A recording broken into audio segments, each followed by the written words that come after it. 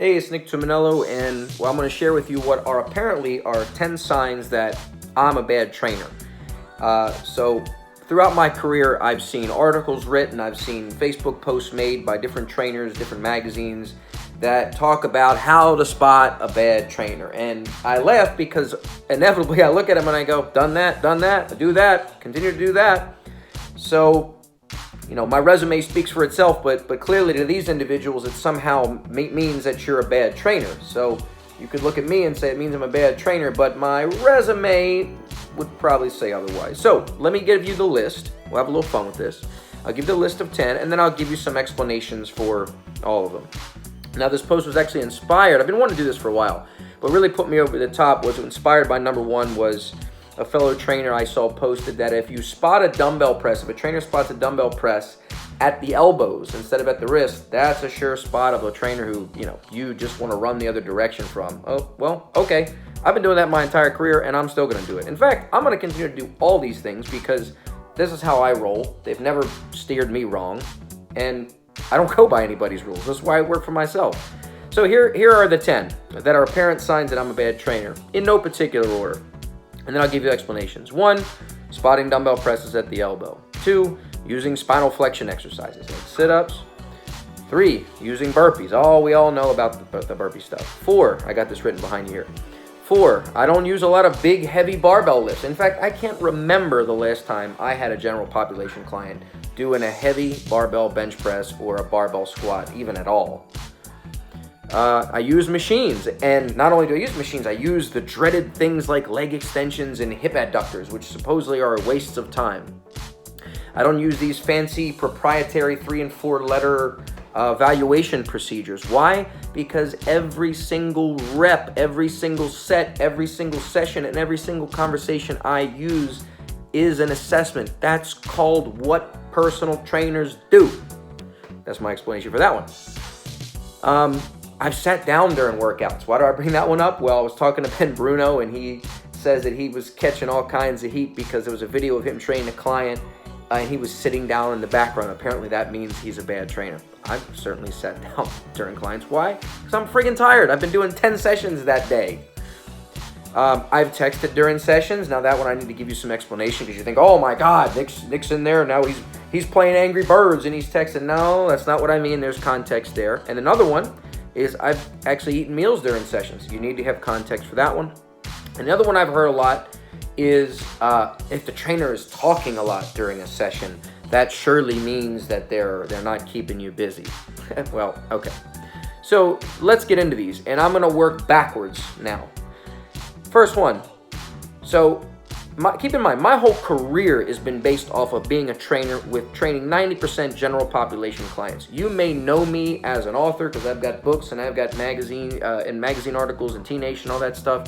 I am a trainer who writes about training. I didn't graduate college. I have no degrees. I still type like this. I am a trainer. All right. Now, that being said, talking a lot during sessions. Well, that depends on the client. I'll give you, you can't judge. I always say, be a lighthouse, not a courthouse. Try not to judge other people. You never know. If you watch me training some clients I have that maybe have some heart issues, they need to take long recovery breaks between sessions, between bouts of activity. Why? Because they may have a friggin' heart attack. So am I going to stand there and stare at them? Am I going to stand there and stare at my phone? No. We're going to do that primitive form of communication called talking. Not to mention, it is called personal training, even if it's semi-private. 2 people, 3 people, 4 people. People want relationships. Everything now is all impersonal. It's all social media. They want heart. They want attitude, right? They want to feel welcome. That is all part of the game. If you're a trainer that you train full-time, you already know this. I'm preaching to the choir. But it's easy to judge from the outside and think, well, I don't do that, therefore that makes you bad. See, that's really the arrogance of all of these, right? It's really based on there's no other way to do it aside from my way because everybody needs to think like me because I'm the smartest, therefore I'm the self-appointed judge of what makes good trainers. That's really the problem with it here. Okay, I'm going to combine eating and texting during sessions. Does it mean I do it all the time? And does it mean I'm coaching while I'm eating? Yeah, good shit. No, it doesn't mean that at all. So I got to give you context for this one. So I train part-time now. But most of my career, from the time I was 18 years old, I trained full-time. I started my own gym with a business partner, Mark Spataro, in Baltimore, just before I turned 21 years old. That's why I got all this gray hair on the sides of my head. I'm 39 now. And I was that trainer that would do 8, 10, 12 sessions sometimes a day. Yes, I was a workhorse kind of thing. When you're doing clients back to back to back to back to back, why? Because I've got the want-to, and I like making money. So when am I going to eat? So what I would tell my clients, if they wanted to hire me for an hour that I previously had available that I would have lunch, I say, look, I'll train you at this time, but you have to be cool with me eating something. I'm not going to sit there and chow it down. In between your sets, I'll take a few bites. It won't interfere with the session. Is that okay with you? And they would all go, yeah, it's no big deal. Nobody cared. So as long as you ask your clients about it and they say, yeah, who cares? Then it's no big deal. But apparently that makes you a bad trainer. Apparently I can't take a few bites in between a few sets, put the thing down, and then coach. It's stupid. It's ridiculous. Same thing with texting. I'll give you a great example. If you're doing your job well as a trainer, hopefully you're getting referrals. Hopefully this situation happens to you a lot, where you get a text message from a client who's going to come in 3 hours down the road in the day, and they say, the text is, I've been trying to get my husband to come to you for years. He's finally said that he's going to come in with me. Can I bring him in at my session at 5 o'clock? And let's say it's 3 o'clock. If they don't hear back from me, and I got sessions back to back to back to back, I got no break time to do this, then I potentially lose a client right now who's hot to trot and ready to go. So of course what I'm gonna do is I'm gonna see the text come in.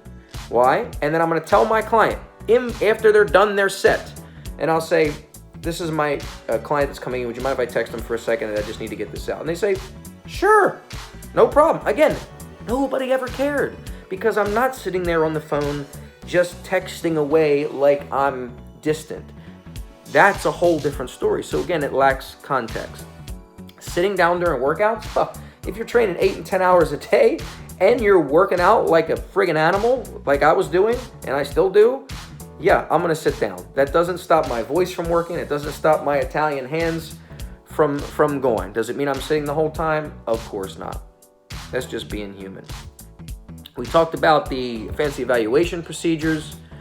Yes, I'm assessing people every time. So certainly I have ways that I evaluate people when they come in. We watch them move. But normally that is, well, I do so-and-so, insert 3 or 4 letter assessment. And if you're not doing that, then clearly you're not as good a trainer as I am, right? And we all see that. We see a lot of trainers who do these assessments looking down on others. Well, if you're not assessing, you're guessing. Oh, I'm assessing. I'm just not assessing in the way you do it.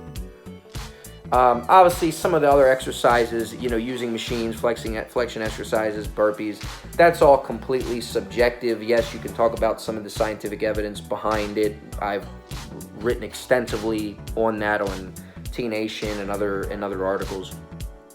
And the spotting at the elbows one, that's just a laugher to me. That's a lot has to do with personal preference. You can do both. It depends on the context of where you're going to spot at the bottom, the top. Some people don't like to be spotted at the wrist. You ask clients. Now again, I'm not trying to convince you. You're going to have your own evaluation in regards to how you evaluate what makes or doesn't make for a good trainer.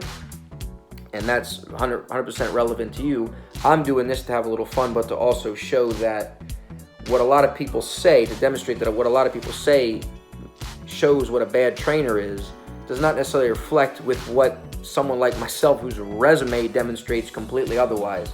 Because we all are just whatever our body of work says they are. And I'm standing on a pretty big mountain of accomplishments in this field at every level. So you can take that as you may. And I'm going to continue to train how I want, and people can continue to say what they think is a bad trainer. And hey, good for you.